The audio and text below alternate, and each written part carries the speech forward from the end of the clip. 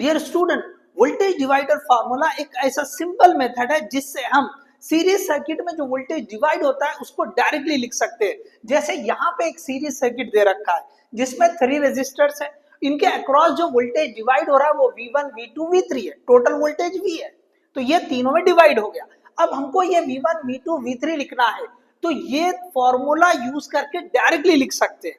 अगर हमने formula use नहीं किया तो आपको 2-3 स्टेप करने पड़ेंगे। जैसे पहले टोटल रेजिस्टेंस फाइंड करेंगे, फिर करंट पता करेंगे, फिर करंट के थ्रू हम इनके अक्रॉस का वोल्टेज पता करेंगे।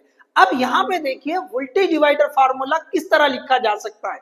देखिए हमको अगर V1 पता करना है तो V1 किसके अक्रॉस का वोल्टेज है, तो R1 के अक्रॉस का वोल्टेज है, तो वही रेजिस्टर आप न्यूमरेटर में लिख दें, डिवाइड बाय टोटल रेजिस्टेंस, मतलब इन तीनों का सम कर दो इनटू टोटल वोल्टेज, ये आ गया V1। इसी तरह V2 देखिए, V2 किसका वोल्टेज है, तो R2 का है, तो ऊपर R2 लिख दीजिए, नीचे सम कर दीजिए, मल्टीप्लाई बाय टोटल वोल्टेज। इसी तरह अगर V3 देखेंगे तो ये R3 का वोल्टेज है, divide by total resistance into total voltage, इस तरह से V3 आ जाएगा।